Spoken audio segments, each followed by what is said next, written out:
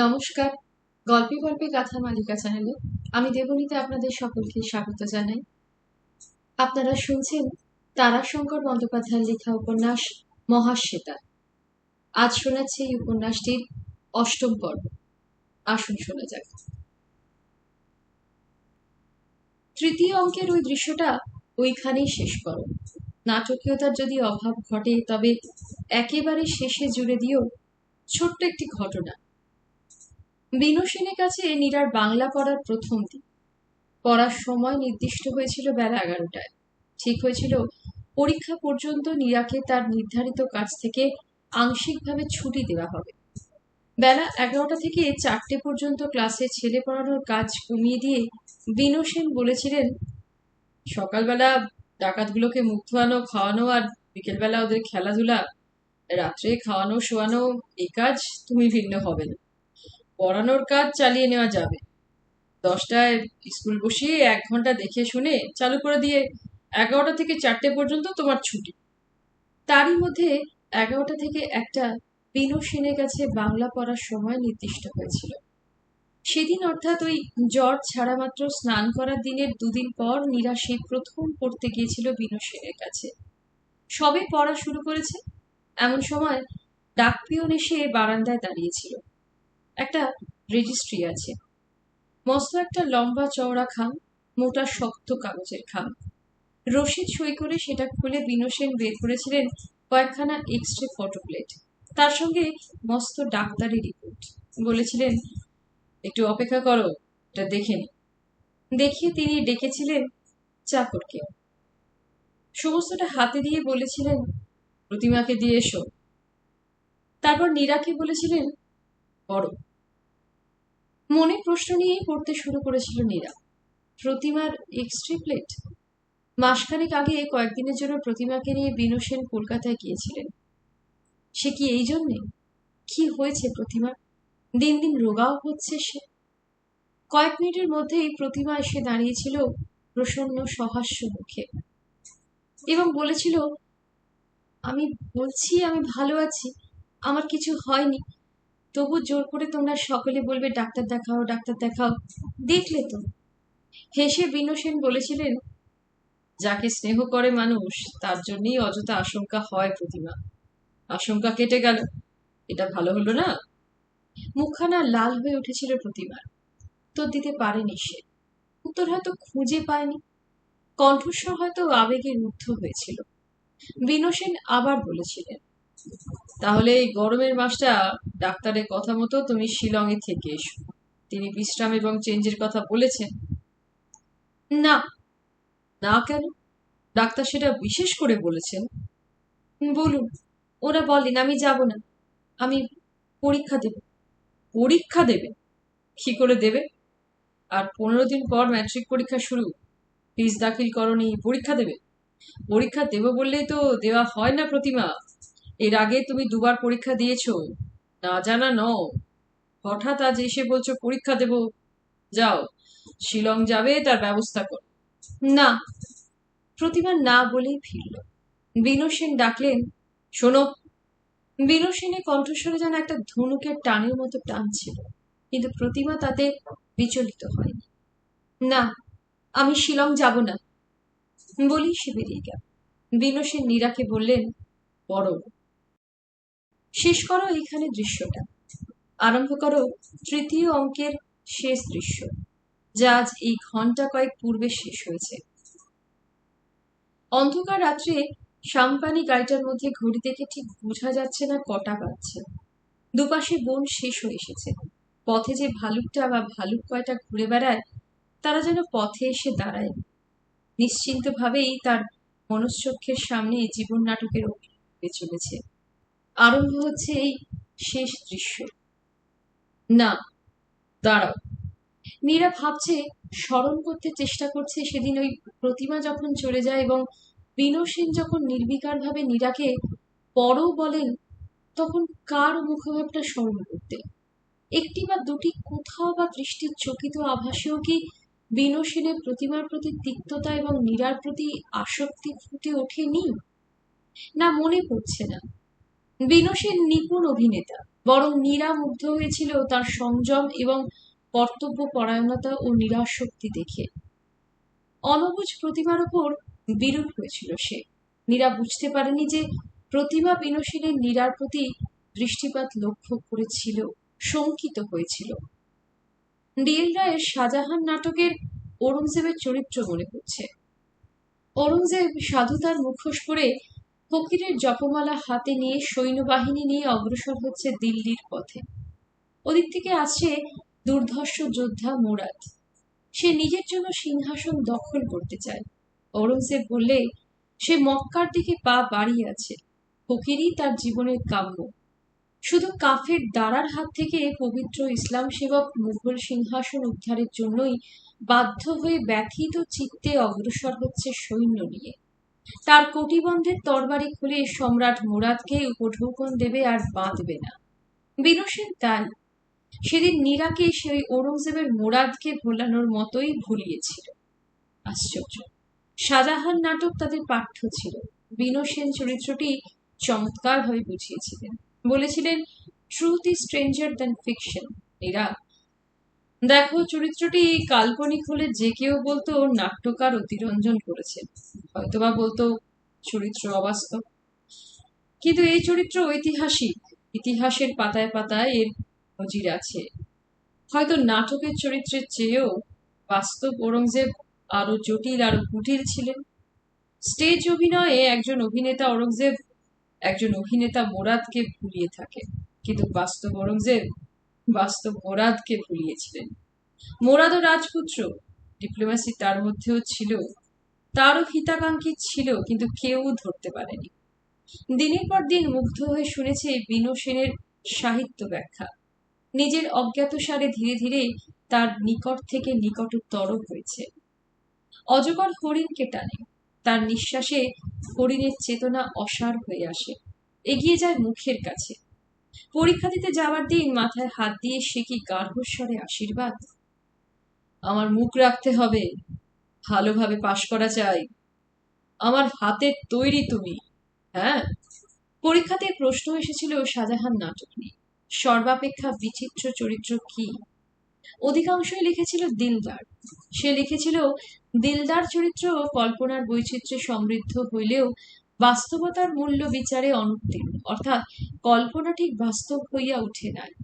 এদিক দিয়া ঔরঙ্গজেব চরিত্র বাস্তব পটভূমিতে কল্পনার চাতুর্যে একটি ক্রিয়াশীল, গতিশীল, কেন্দ্রীয় চরিত্র হইয়া দাঁড়াইয়াছে। নাটকের প্রত্যেকটি নরনারী ঔরঙ্গজেবের আঘাতে চলিয়াছে, রূপ পরিবর্তন করিতেছে, তাহাকে বুঝিয়াও ধরিতে পারিতেছে না, এবং শেষ দিকে মানব চরিত্রের অবিনাশী সত্তা যখন অসহ্য অনুতাপে আত্মপ্রকাশ করিতে চাহিতেছে, এবং কখনো যখন তাহার প্রতারক সত্তা প্রাণপণে নিজেকে রক্ষা করিতে চাহিতেছে, তখনই চরিত্রটি পূর্ণভাবে সার্থক হইয়া উঠিয়াছে। বিনশীলতায় কেউ বুঝতে পারেনি, কেউ ধরতে পারেনি, এমনকি শিবনাথ দাদু পর্যন্ত না। তিনি মধ্যে মধ্যে চিঠি লিখেছেন, তার মধ্যেও তিনি বিনোদার কথাই পঞ্চমুখে গান করেছেন। নীরা একবার লিখেওছিল, আপনি যদি সত্য শিব হতেন, অর্থাৎ কাঁধের ওপর 5টা মুখ থাকতো, তাহলে বিনোদার কথা বোধহয় বলে শেষ করতে পারতেন। দাদু লিখেছিলেন, দিদি যা লিখেছ তার উত্তরে বলি, শিব নামের জন্য 5টা মুখ যদি পাওয়া যায়, তাহলে শিবের বদলে রাবণ নাম নিতে চাই, 10টা মুখ পাওয়া যাবে। তোমাদের সুবিধে দিদি কে দরকার হয় না, দুখানি হাতে এক গাছি মালাতেই তোমরা বিধাতার ঋণ শোধ করতে পারো। মুখের কথা কি জানো, বিনু সেন ওইখানে দেবতাদের চেয়েও চতুর। লোকটার ওইখানেই নিন্দে, লোকটার ফুলের মালায় লোভ নেই। বিনোদার চিঠি পেয়েছি, লোকটা এক মুখেই তোমার শতনাম করছে গো। চিঠিখানা দেখলে তুমি লজ্জা পাবে। লেখক ভাগ্যে বিনোদা। এ ভাবতাম হয়েছে এইবার, হীরাদির ছেঁড়া মালা আবার বিধাতা জোড়া দিয়ে হাতে তুলে দিলে। ভাই ঠাট্টা করছি নে। বিনোদা লিখেছে, দাদু এইবার আশা হয়েছে, আমার শিষ্যার মধ্যে আমি বাঁচবো, আমার এই মরুভূমিতে লাগানো বাগানটি বাঁচবে।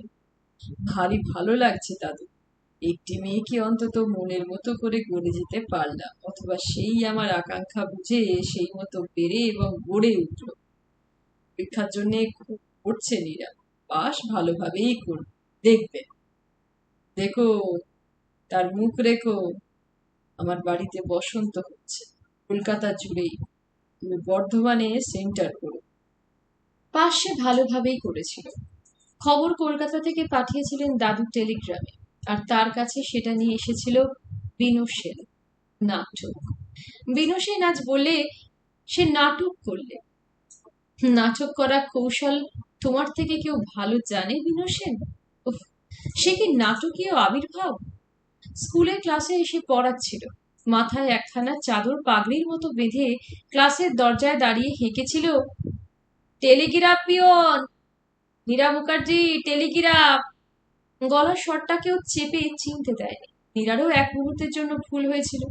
বিশ্ব ব্রহ্মাণ্ডে আপনার বলে কেউ না থাকলেও একবার বুকটা ধক করে উঠেছিল, বলে উঠেছিল, আমার টেলিগ্রাম। পর মুহূর্তে বিনু সেন ঘরে ঢুকে হেঁট হয়ে একটা সেলাম করে বলেছিল, বকশিস দিদিমণি। আর বুঝতে দেরি হয় পাশের খবর, এবং ভালো পাশের খবর, এবং বিনু সেনকে বকশিস দিতেও তার মুহূর্তের জন্য ভাবতে বা বিব্রত হতে হয়নি। চট করে ঠিক মাথায় এসে গিয়েছিল। সে সঙ্গে সঙ্গে সেইখানেই নতজানু হয়ে ঢিপ করে একটা প্রণাম করে উঠে দাঁড়িয়ে বলেছিল, মিল গিয়া বকশিস, দিজিয়ে টেলিগ্রাম। বিনু সেন অভিনয়ের ইঙ্গিতেই বলেছিল, বহুত খুশ হো গেয়া। তারপরেই টেলিগ্রামখানা বাড়িয়ে দিয়েছিলেন, নাও, শুধু পাস নয়, উইথ ডিস্টিংশন। আজ আমি ভোজ দেব, স্কুলের ছুটি তোমাদের, সব ছুটি আজ। নীরা দিদিমণি খুব ভালো করে বিয়ে পাশ করেছে, রাত্রে আজ লুচি, মাংস, মিষ্টি। নীরা পড়েছিল thousands blessings, past with distinction, দাদু। তারপর আর সে দাঁড়ায় মাস্টারমশাইকে প্রণাম করে আসি বলেই ছুটে গিয়েছিল হরিচরণবাবুর বাড়ির দিকে। হরিচরণবাবু মাথায় হাত দিয়ে আশীর্বাদ করেছিলেন। বিশীর্ণ মুখে কৃষ্ণা চতুর্দশীর শেষ রাত্রির আকাশের ক্ষীণ চন্দ্রলেখার মতো শীর্ণ রেখায় এক টুকরো হাসি ফুটে উঠেছিল। সে বুঝেছিল তার বেদনার অন্তর্নিহিত অর্থটুকু। তিনি মধ্যে মধ্যে বলতেন, এই পৌত্র দুটির বড় ভাই অর্থাৎ বড় পুত্রের কথা। তীক্ষ্ণ বুদ্ধির ছেলে ছিল, সে থাকলে সেও এবার বিয়ে দিত। একটা দীর্ঘ নিঃশ্বাস পড়তে চাইছিল, সেটাকে চেপেই সে বেরিয়ে এসেছিল। তারও মনে পড়েছিল মাকে। বেরিয়ে এসে সে ফিরেই যাচ্ছিল স্কুলে।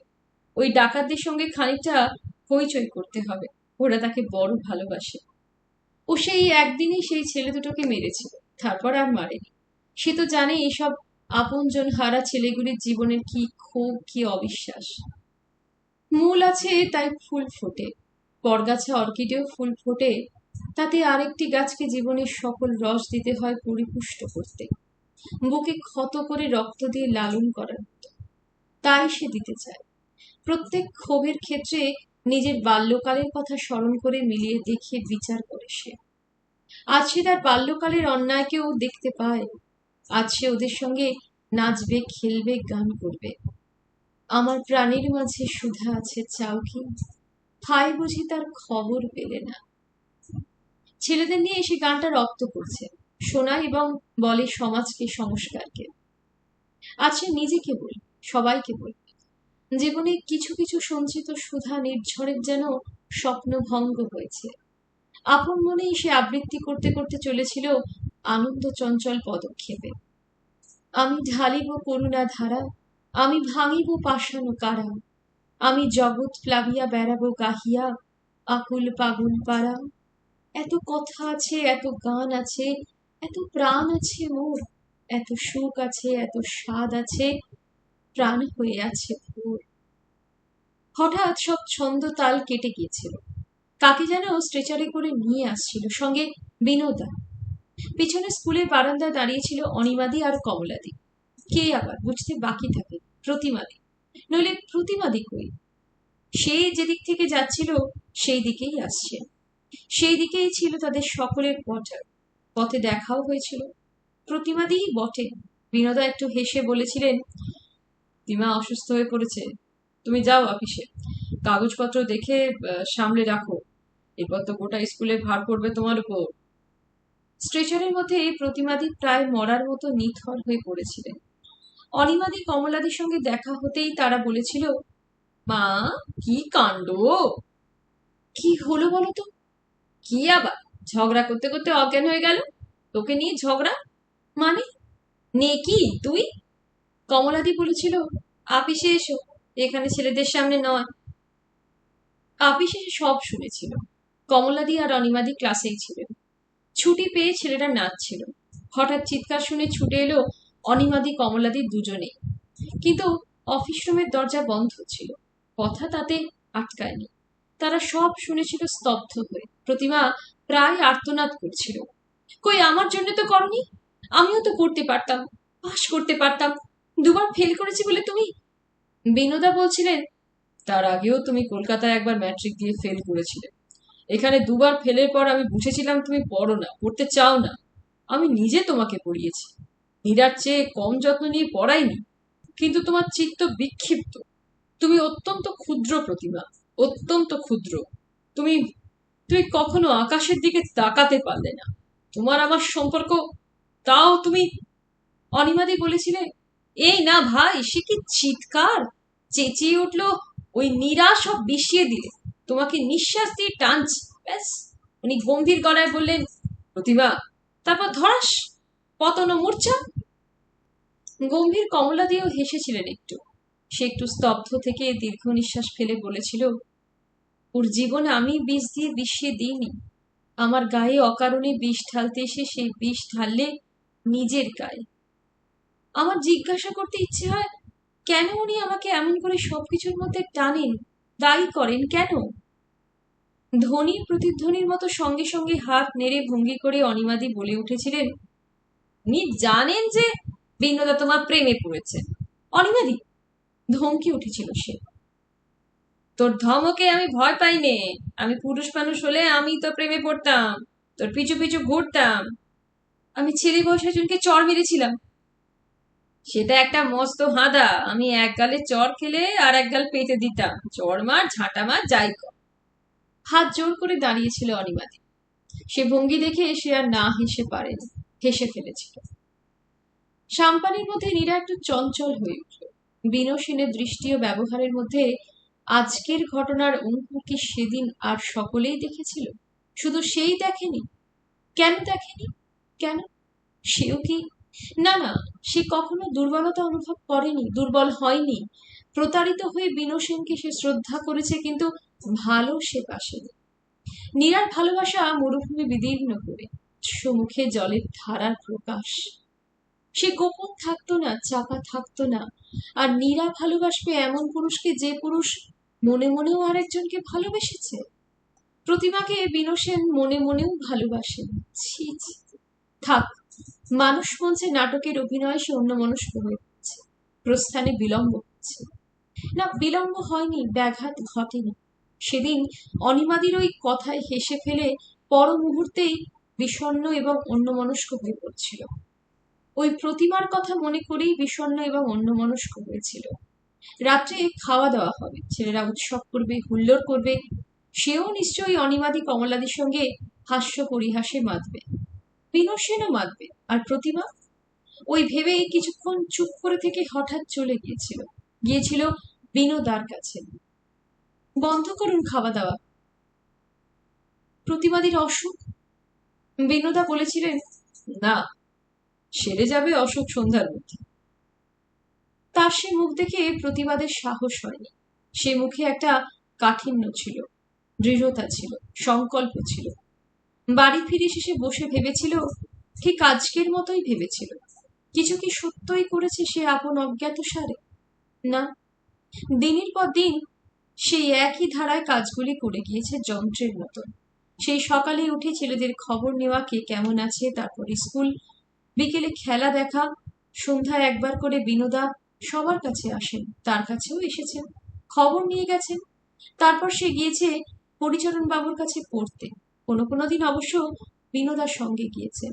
রাত্রে ফেরার সময় তিনি বারান্দায় কোনোদিন গান করেন, কোনোদিন ছবি আঁকেন হ্যাজাকবাতি জেলে। ইলেকট্রিক আলোতে তার কুলোই না। বেশি পাওয়ারে বাল্ব ব্যবহার করলে ফিউজ হয়ে যায়। তাকে দেখলেই নেমে সঙ্গে তার বাড়ির দৌড় অব্দি আসেন, এই পর্যন্ত।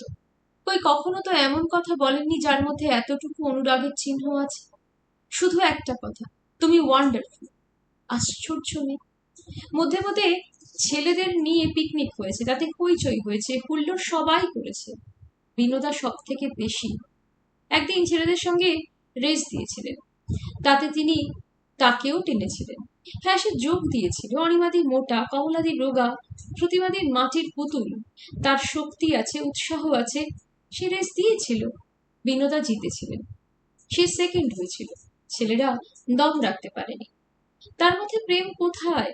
মধ্যে বিনোদা মিটিং করেছেন সমাজ সংস্কার নিয়ে, মুগ্ধ হয়ে সে শুনেছে। নিশ্চয়ই চোখে মুখে ফুটে উঠেছে সে মুগ্ধতার ছায়া। তাই বা প্রেম হবে কেন? ভাবতে ভাবতে এসে এমনই ক্ষুব্ধ হয়েছিল যে সে হঠাৎ উঠে কোনো বিবেচনা না করেই গিয়েছিল প্রতিমার কোয়ার্টারে। কেন কেন তিনি এমন সন্দেহ করবেন? প্রতিমা বিছানায় পড়ে ফুপিয়ে ফুপিয়ে কাঁদছিল দেখে তার আবার ক্ষোভ চলে গিয়ে মায়া হয়েছিল। কি বলবে ভেবে পায়নি, চুপ করে দাঁড়িয়েই ছিল, ভাবছিল। হঠাৎ চোখে পড়েছিল টেবিলের ওপর পড়ে থাকা বিনোদার একখানা ছোট চিঠি। সে নিজেকে সম্বরণ করতে পারেনি, চিঠিখানা নিয়ে পড়েছিল। ঠিক সেই মুহূর্তেই মুখ বুজে পড়ে বলেছিল, তুমি যাও, তুমি যাও, আমাকে কি মরতেও দেবে না শান্তিতে, কাঁদতেও দেবে না? সে বলেছিল, আমি আসতাম না প্রতিমাদি, কিন্তু আপনি যে আমাকে বিশ্রীভাবে জড়িয়ে আমাকে লজ্জা দিচ্ছেন। কেন আপনি এরকম ভাবেন? ও তোমাকে ভালোবাসে না? না, আমি অন্তত মনে করি না। স্নেহ করেন, আমি তাকে শ্রদ্ধা করি, তার মধ্যে আপনি যা ভাবেন তার লেশমাত্র নেই। লেশমাত্র নেই? ব্যঙ্গ ভরে সে বলেছিল, চোখ বুজে ভেবে দেখো। তারপরেই প্রতিমা কেঁদে উঠেছিল হু হু। নিরালার সহ্য হয়নি, সেও চলে এসেছিল বিরক্ত ও নিরুপায় হয়ে। একে সে কি বলবে? ঘৃণা হয়েছিল, করুণাও হয়েছিল। বাসায় এসে খেয়াল হয়েছিল চিঠিখানা তার মুঠোর মধ্যেই রয়ে গেছে। ভ্রু কুঞ্চিত করে সে ভাবতে বসেছিল, বিনোদার প্রতি তার কি? বিনোদার কথা বিনোদা জানেন না? সেও জানে ও মানুষ ভালো কাউকে বাসে না, জগৎ ওদের কাছে তুচ্ছ, ক্ষুদ্র। হায় প্রতিমাদি, তুমি যদি জানতে যে এই মানুষের কাছে নীরারও দাম নেই। অন্তত সেদিন তাই মনে হচ্ছিল। সেদিন বিনো সেনকে সে বুঝতে পারেনি। সে স্বীকার করছে বিনো সেনের প্রতারকের ভূমিকা নিখুঁত। আর নিজে সে না, সে কোনোদিন মনে ঠাঁই দেয়নি, কোনো দিন না। মনে মনেই প্রতিমাকে উদ্দেশ্য করে বলেছিল, প্রতিমাদি, এই মুহূর্তে চোখ বুঝলে হয়তো তোমার কথা সূত্র ধরে নীরার মনে বিনো সেনের মুখ ভেসে উঠবে। কিন্তু তা বলে তাই সত্য নয়। সে মনে করে দেখেছে, ভালো করে খতিয়ে দেখেছে, হিসেব সে তোমাকে দিতে পারে। হ্যাঁ, সে স্বীকার করবে যে সেদিন নিজের ঘরে সেই সময়টুকুর মধ্যে বারবার বারবার বিনো সেনের মুখ তার চোখের সামনে ভেসে উঠেছিল। তার কারণও সে জানে। তার কারণ প্রতিমাদির ওই কথা কটি। মনের একটা বিচিত্র অসাধ্য গতি আছে, যে মুহূর্তে একটা অন্যায় অপরাধের অপবাদ মানুষের ঘাড়ে কেউ চাপিয়ে দেয়, সেই মুহূর্ত থেকেই মনের মন্দ সেই অপবাদকেই সত্য করে তুলতে চায় মিথ্যে কল্পনার মধ্যে। বিনো সেন, বিনো সেন, বিনো সেন। ঘুরে ফিরে বিনো সেনই তার মনের মধ্যে চারিদিকে দাঁড়িয়ে হেসেছিল। সেদিন সে মাঝে মাঝে বিব্রত বোধ করেছিল, তা করেছিল, মাথাটা পর্যন্ত ধরে উঠেছিল। ঠিক এই সময় ঢং ঢং শব্দে পড়েছিল কিচেন ঘন্টা। মিনিটদের পরেই অনিবাদি এসেছিলেন দূর থেকে হাঁটতে হাঁটতে। নেড়ি, নেড়ি। আহ, যার বিয়ে তার মনে নেই, পাড়াপড়শির ঘুম নেই, তোর পাশের বোস, তুই কি করছিস? ঘরে ঢুকেছিল অনিবাদি। বলি, ধ্যান করছিস কার? কারণ নয়, চল। জীবনটা খতাচ্ছিল, মাথা ধরে গেছে। খাবার আগে একটি ছোট আসর হয়েছিল। ডাইনিং হলে ছেলেরা অনিমাদি, কমলাদি, হরিচরণ বাবু এবং অন্য মাস্টারেরা এসে বসেছিলেন। তার আগেই তারা এসে তারই জন্য অপেক্ষা করছিলেন। সে এসে থমকে দাঁড়িয়ে বলেছিল, এইসব আবার কি? হরিচরণ বাবু বলেছিলেন, আমরা তোমাকে আশীর্বাদ করব মা, ছোটরা তোমাকে প্রণাম করবে। সে তারই পাশে বসে বলেছিল, না না, সে আমার ভারী লজ্জা করবে। না, তাছাড়া শরীরটা আমার আজ যেন ভালো নেই, মাথা ধরেছে। হরিচরণবাবু তার আপত্তির কথাটা গ্রাহ্যই করেননি। বলেছিলেন, এই তো অল্পক্ষণের মধ্যেই হয়ে যাবে। এই, কেউ যাও, বিনোকে ডাকো, বলো আমরা বসে আছি। অনিবাদী বলেছিল, একেবারে নিরীহের মতোই বলেছিল, বোধহয় প্রতিমাদির আবার অসুখটা বেড়েছে। নীরার অসুস্থ দেহ মন যেন অকস্মাৎ একটা খোঁচা খেয়ে তিক্ততায় টান হয়ে উঠেছিল। সে বলেছিল, আমি তো বারণ করেছিলাম এসব করবেন না। একজনের অসুখ আর একজনের অভিনন্দন তাকে নিয়ে উৎসবে হয় না, হওয়া উচিত নয়। ঠিক সেই মুহূর্তটিতেই বিনু সেন এসে উপস্থিত হয়েছিলেন এবং হারমোনিয়ামটা টেনে নিয়ে বলেছিলেন, উদ্বোধন সঙ্গীত গাইছে বিনু সেন। গেয়েছিলেন, তাই তোমার আনন্দ আমার পর, তুমি তাই এসেছ নিচে, তোমায় নইলে ত্রিভুবনেশ্বর আমার প্রেম হতো যে মিছে। জাদুকর ভুল করে ত্রিভুবনেশ্বর মনোহরণের জাদুদণ্ড দিয়েছিলেন প্রতারক ভণ্ডের হাতে। না, ভুল করে নয়, নীরার জীবন নাটকে নীরাকে অগ্নি পরীক্ষার সম্মুখে ফেলে দিতে ওই গান আর বিনু সেনের কণ্ঠস্বর মুহূর্তে আশ্চর্য একটি শান্তিময় পরিবেশের সৃষ্টি করেছিল। অতি ক্লান্ত তিক্ত মনও প্রসন্ন হয়ে উঠেছিল। হরিচরণবাবু কেঁদেছিলেন। শুধু অনিমাদি তার কানের কাছে এসে বলেছিলেন, এ ভাই তোকে বলছে। তখনও বিনু সেন গাইছিলেন, তাই তো তুমি রাজার রাজা, তবু তোমার হৃদয় লাগি, ফিরছ কত মনোহরণ বেশে, প্রভু নিত্য আছো জাগি। ভ্রু কুঁচকে সে ফিরে তাকিয়েছিল অনিমাদি। অনিমাদি বলেছিলেন, ওটা রাজার রাজা নয়, রানীর রানী হবে। প্রতিবাদ করবার সময় সেটা ছিল না, তাই সে চুপ করে গিয়েছিল। ভেবেছিল এসব শেষ হলে অনিমাদিকে কঠিন কথা বলবে বেছে বেছে, কিন্তু প্রতিবাদ করতে হয়। প্রতিবাদ নিজেই জানিয়ে গিয়েছিলেন বিনু সেন। গান শেষ করেই তিনি বলেছিলেন, মাস্টারমশাই, আপনার সভা শেষ করুন, আনন্দ করুন। প্রতিভা বড় অসুস্থ, আমাকে যেতে হচ্ছে। নীরা, তুমি নিশ্চয়ই কিছু মনে করবে না। নীরা বলেছিল, না। বিনু সেন চলে যাওয়ার পর সে বলেছিল, আমার শরীরটাও বড় খারাপ মাস্টারমশাই, আমি আর বসে থাকতে পারছি না, অত্যন্ত কষ্ট হচ্ছে। সত্যিই হচ্ছিল। ব্যাপারটা এমনই হয়েছিল যে কেউ কোনো কথা বলতে পারেনি এরপর। হরিচরণবাবু শুধু অল্প কয়েকটি কথায় তাকে আশীর্বাদ করেছিলেন। তারপর সে সামান্য কিছু মুখে দিয়েই উঠে পড়েছিল। মাথা তার খসে যাচ্ছিল, তার উপর চিত্তের তিক্ততারও সীমা ছিল না। বিনু সেনের চলে যাওয়ার অশোভন ব্যস্ততা তার মনে একটা উত্তাপের সৃষ্টি করেছিল। উত্তপ্ত মনে অসুস্থ দেহে সে ফিরে এসেছিল। মাথায় যন্ত্রণা, ঘরে গুমোট গরম, আকাশ ছিল মেঘাচ্ছন্ন, মনে তিক্ততা। বাইরের বারান্দায় ডেক চেয়ার টেনে আকাশের মেঘের দিকে চেয়ে বসেছিল। ভাবতে চেষ্টা করেছিল, এরপর আর তার এখানে থাকা উচিত হবে না। বিনোদাকে সে বলবে না, মুখে বলতে সে পারবে না, চিঠি লিখে জানাবে। এখান থেকে কোনো অজুহাতে কলকাতা গিয়ে জানাবে। সব গোলমাল হয়েছিল একটা বিদ্যুৎ চমকে। কোথা কোন দূরে মেঘ ডেকে উঠেছিল গুরু গুরু রবে। সঙ্গে সঙ্গে ঝিরঝির করে এসেছিল ঠান্ডা বাতাসের ঝলক। শরীরটা জুড়িয়ে গিয়েছিল। আহ, চোখ বুজে এসেছিল। কখন ঘুমিয়ে গিয়েছিল এরই মধ্যে। হঠাৎ একটা চড়া বিদ্যুতের আলোয় ঘুম ভেঙে গেল। তারপরেই কর্কর শব্দে মেঘের ডাক। চমকে উঠেছিল সে। কাপড় চোপড় শরীর সব ভিজে ভিজে হয়ে গেছে বৃষ্টির ছাটে। বৃষ্টি নেমেছে তখন। ঘরে এসে শুয়ে পড়েছে। আহ, বিনু সেনের ঘুম। দেওয়ালে ফটোটা টাঙানো রয়েছে, টেবিলে বাতিটা জ্বলছে, কিন্তু উঠতে যে সে আর পারছে না। সে পাশ ফিরে শুয়েছিল। পরের দিন সে যখন উঠল, তখন শরীরটা ভার, মাথায় যন্ত্রণা, দেহে যন্ত্রণা, শরীর মন সব যেন ঝিমঝিম করছে। কি হলো তার? ডাকলে অনিমাদি। পাশের ঘরে থাকে অনিমাদি। সাড়া দিলেন, কে? এসো না ভাই, একবার দেখো না আমার কি হলো, বড্ড খারাপ করছে শরীর। এ যে বেশ জ্বর রে, কপালে হাত দিয়ে বলেছিলেন অনিমাদি। তারপর তার আর কিছু মনে নেই। সেই জ্বরে ৩২ দিন, সুস্থ যখন হলো তখন ৪০ দিন। সেদিন আয়নার সামনে দাঁড়িয়ে নিজের শীর্ণ মুখের দিকে তাকিয়ে দেখছিল। একালের চিকিৎসা উপবাসের চিকিৎসা নয়। কঙ্কাল সার হয়নি, তবে রোগা হয়ে গেছে। ঘরে ঢুকেছিল অনিমাদি। কি দেখছিস? কত সুন্দর হয়েছিস? সুন্দর হয়েছি, তোমার কি সপ্তাহের ঠাট্টা? হুম হুম, শিল্পীর কথা খোদ বিনোদা বলেছেন। মায়ের তোর ছবি তুলে নিয়ে গেছে, ফটো। মানে 32 দিনে তোর জ্বর ছাড়লো, তুই অঘরে ঘুমোচ্ছিস, কাত হয়ে শুয়ে আছিস, মুখটা একটু পেছনের দিকে হেলে গেছে, হাত দুখানা প্রায় জোড় হাতের মতো, চুলের তো পাঁজা সে খোলা, মাথার উপর দিকে ছড়িয়ে আছে। বিনোদা কলকাতায় গিয়েছিলেন, ফিরে এসেই বরাবর এলেন তোকে দেখতে। আমি পাশে বসে বললাম সকালবেলা জ্বর ছেড়ে গেছে। উনি এক দৃষ্টে তোকে দেখছিলেন, আমাকে বললেন জানলাগুলো খুলে দিন তো।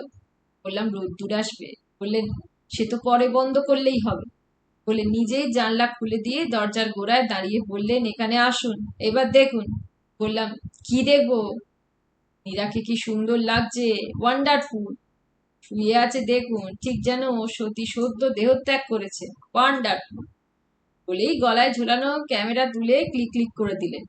তারপরই আবার ওদিকে সেই কাণ্ড, দেখবি বোধহয় সতীর দেহত্যাগ ছবি হবে। মনের মধ্যে কোথায় যেন একটা কিসের খোঁচা লেগেছিল, মুহূর্তে সারা চিত্তটা বিমুখ উঠেছিল। কেন কেন সতীর দেহত্যাগের ছবির জন্য তার ছবি কেন? শক্তি থাকলে সে তখনই যেত, কিন্তু যেতে পারেনি। বিকেলবেলা বিনোদা এলে বলেছিল ওভাবে আমার ফটো নিয়ে ছবি আঁকবেন কেন? বিনোদা বলেছিলেন সেটা দুর্লভ মুহূর্ত, ছবিটা নিয়ে রেখেছিলাম, আঁকলে তোমার অনুমতি না নিয়ে আঁকতাম না। ইচ্ছে হয়েছিল কিন্তু পারলাম না। মনে হলো তোমাকে যেন মেরে ফেলছি, অন্তত মৃত্যু কামনা করছি। বড় ভালো লেগেছিল কথাটা, সব উত্তাপ জুড়িয়ে গিয়েছিল। কয়েক মুহূর্ত পরে নীরা গার্হ কণ্ঠে বলেছিল আমি এবার চলে যেতে চাই বিনোদা, আমি এখানে। হ্যাঁ, শান্তি পাচ্ছ না, সহ্য করে থাকতে পারো না। না, হাসলেন বিনোদা। তারপর বললেন জোরই বা কোথায় আমার, যাবে, তবে সে ব্যবস্থা আমিই করব। অন্তত সেটুকু ভার আমাকে দিও। একখানা দরখাস্ত লিখে টাইপ করিয়ে পাঠিয়ে দিচ্ছি, সই করে দিও। সরকারি স্কলারশিপ নিয়ে বিদেশে শিশু শিক্ষা সম্পর্কে পড়াশোনা করে এসো, তোমার আমি উজ্জ্বল ভবিষ্যৎ চাই। সে উঠে তাকে প্রণাম করেছিল। তিনি তার মাথায় হাত দিয়ে পায়ের তলায় বসিয়ে তার চুলের রাশির খানিকটা মুঠোয় পুড়ে বলেছিলেন শোনো, একটা কথা বল। বলুন। বিচলিত হবে না যেন। সেদিন সে এমনই নাটক আশঙ্কা করেছিল, ভুরু কুঁচকে প্রতীক্ষা করেছিল সে। সেদিন হলে মৃদু দৃঢ়স্বরে একটি কথা শেষ করত, না। দাদু নেই। হ্যাঁ? না না, চঞ্চল হতে নেই, কাঁদতে নেই তার জন্য। তিনি বারণ করে গেছেন সকলকে। উঠে গেলেন।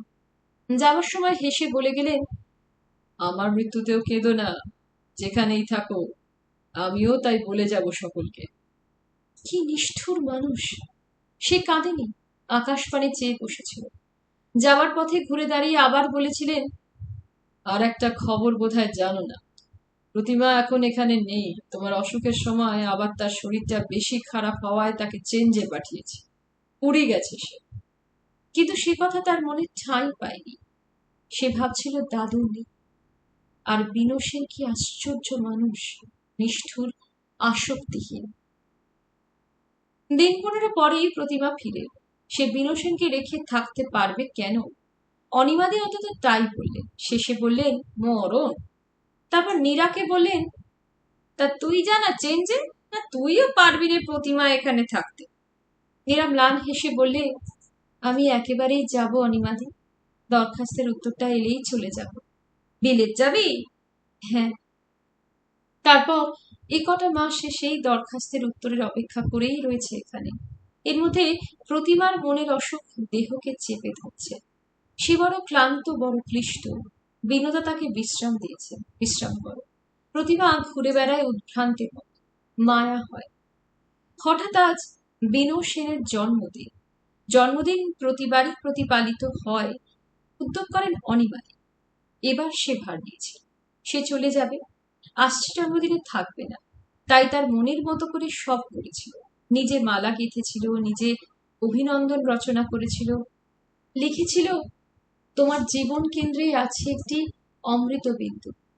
সে বিন্দু আজ সিন্ধুর মতো করুণা তরঙ্গে উচ্ছ্বসিত।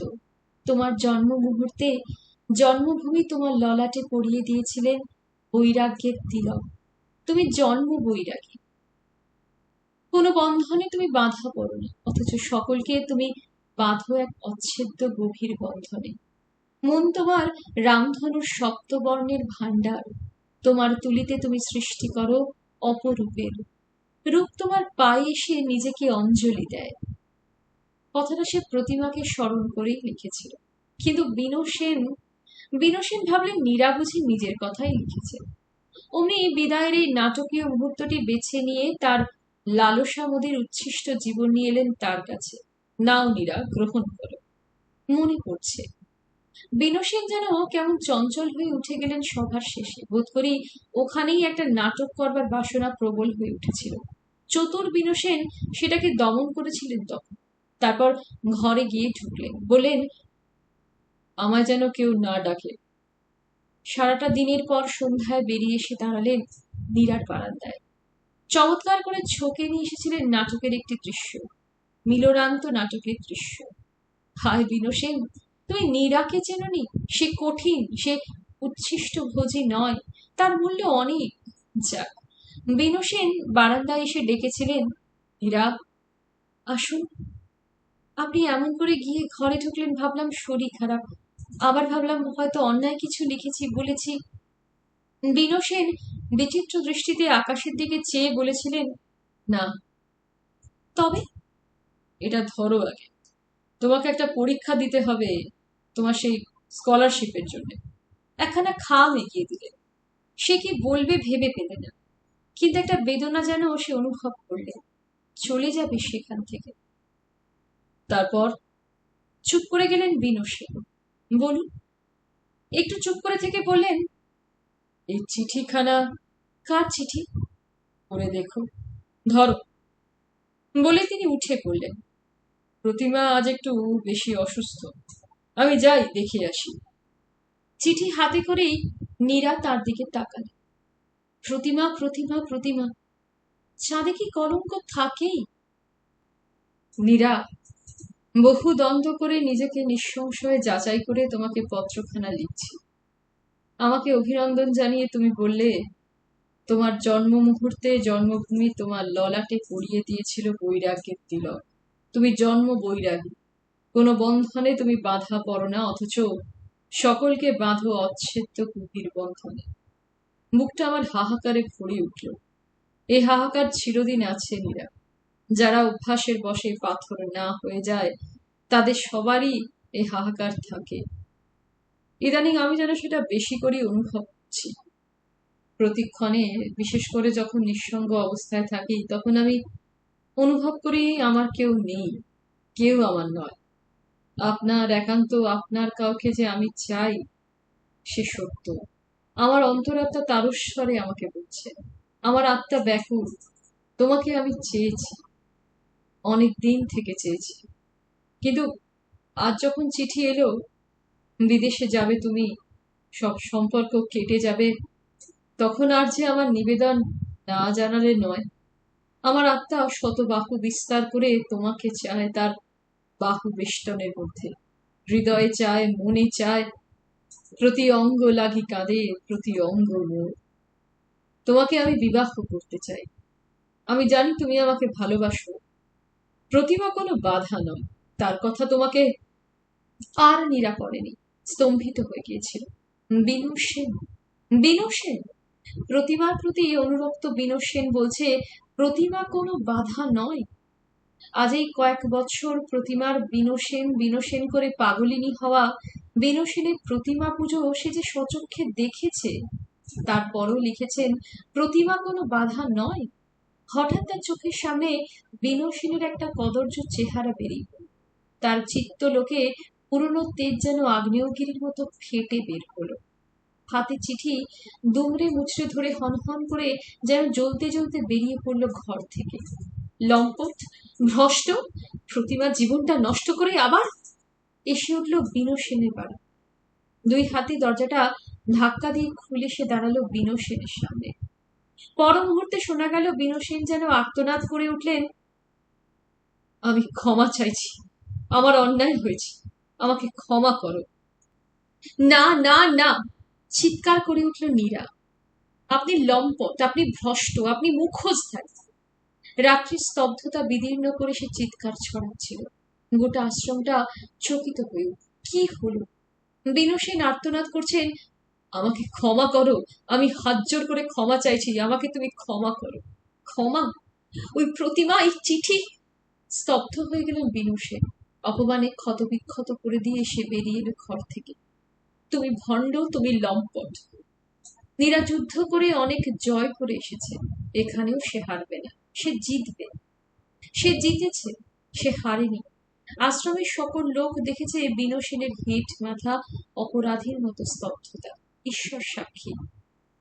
বিনু সেন এই পরাজয়কে ঢাকবার জন্য সকলকে বললেন, নাটক তো শেষ হলো, এবার সব যাও।